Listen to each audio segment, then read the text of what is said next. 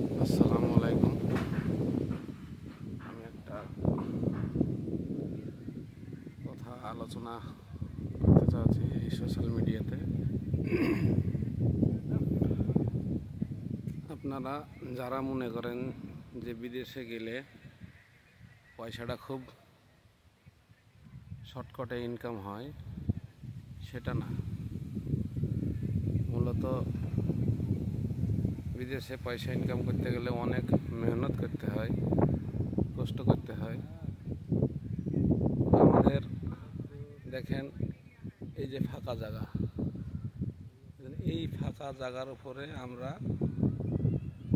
কাজ করি। দেখেছেন আমাদের যে কাজের জায়গাগুলো, আমরা এখানে বসে খাওয়ার জন্যও আমরা জায়গা পাই না। বন জঙ্গলে আদার বনে সে শিয়াল মারে বলে সে আমাদের হেঁচে তাই, ঠিক আছে। কিন্তু প্রত্যেকটা যারা বিদেশে কাজ করেন তাদের বাপ মার জন্য একটা কথা আমি বলছি, যে কথাটা হলো, আপনাদের সন্তানরা বিদেশে কাজ করে এটা ঠিক, তারা কঠিন পরিশ্রম করে তেবে গান উপার্জনটা আসে। এবার দ্বিতীয় কথা হলো কি, বিদেশে যা আপনাদের সন্তানরা থাকে তাদেরকে কোনো সময়তে মানসিক চাপ দিবেন না, যে কাজ হলো না কেন, টাকা দিলে না কেন। হ্যাঁ, এইভাবে আপনারা কোনো সময়তে মানসিক চাপ দিবেন না তাদেরকে। হ্যাঁ, তারা অনেক কষ্ট করে কাজ করে, পয়সা উপার্জন করে, তাদের মাথাতে অনেক চিন্তা থাকে যে আমি কাজ করব, দুটো পয়সা ইনকাম করে বাড়ি পাঠাবো, বাড়িতে বাবা আছে, মা আছে, ছোট ভাই বোন আছে, তাদের ভবিষ্যতের জন্য তারা ভাবে। কোনো সময়তেই আপনারা মানসিক চাপ তাদেরকে দিবেন না, তাদেরকে একটু ভালোবাসা দেন, আদর যত্ন করুন। দেখবেন আপন আপন নিজের সংসারগুলো সোনার ফলে ফুলে উঠবে। আর এই যে এখন বর্তমান সময়ে আপনার এই চেন্নাই, কেরালায়, মুম্বাই, দিল্লি, এই যে দুর্ঘটনাগুলো ঘটছে, ছেলেপিলে আত্মহত্যা করছে, অনেক জায়গায় পিটিয়ে মারছে, অনেক জায়গাতে ওপর থেকে পড়ে মারা যাচ্ছে, অনেক জায়গায় দেওয়াল চেপে পড়া মরে যাচ্ছে। তো প্রত্যেকটা পরিবারকে বলবো, আপনাদের সন্তানরা যদি কাজে আসে তাহলে একটা জিনিস মাথায় খেয়াল রাখবেন, সেটা কোম্পানির কাজে যেন না যায়। কারণ কোম্পানির কাজে হলে কোম্পানির থাকা রুম দেয় না, তারা এইভাবে যেখানে সেখানে তাম্বু খাটিয়ে থাকে। হ্যাঁ, তাদের জীবনের প্রতি খুব রিস্ক থাকে। তাদেরকে সব সময় বলবেন সাধারণ কন্ট্রাক্টরের কাজ করতে, নিজে একটা রুম নিয়ে থাকবে, 5টা বন্ধু বান্ধব মিলে থাকবে, তাদের মনটা ভালো থাকবে। এইভাবে তারাই করবেন।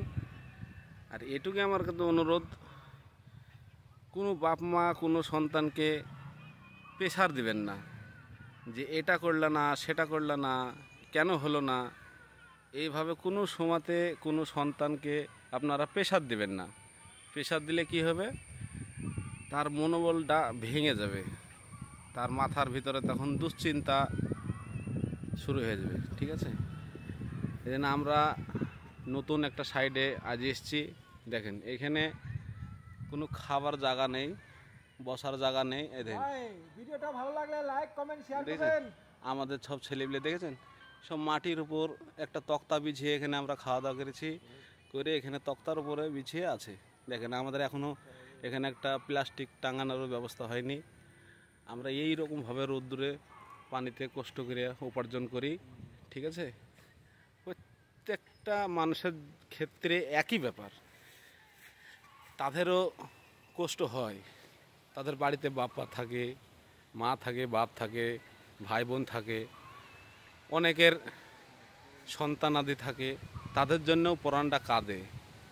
হ্যাঁ, সব সময়তে আপনারা চেষ্টা করবেন আপন আপন নিজের মানুষকে একটু ভালোবাসা দেবেন, হ্যাঁ, একটু শ্রদ্ধা করবেন, তাহলে তাদের মনটা একটু ফ্রি হবে। আর তাদের মনটা যদি একটু ফ্রি হয় তাহলে তাদের কি হবে, মনের ভিতরে একটু আনন্দ আসবে, বা আমার সন্তানাদি আমার পরিবারকে নিয়ে সুখে থাকব। এইভাবে এই সমাজটা চলছে, বা এইভাবেই আপনারা আপন আপন নিজের সন্তানদেরকে ভালোবাসা দেবেন।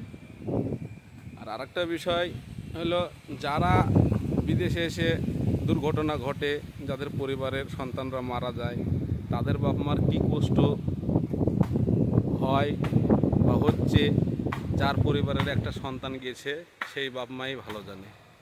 হ্যাঁ, তার জন্যে প্রত্যেকজনকে বলছি, আপনার মানসিক চিন্তা টেনশন তাদের সন্তানাদেরকে দিবেন না, অপচয় পয়সা নষ্ট করবেন না, যেটা প্রয়োজন সেটাই করবেন, তাদেরকে একটু ভালোবাসা দেন, আনন্দ দেন, এটি আমি কামনা করি।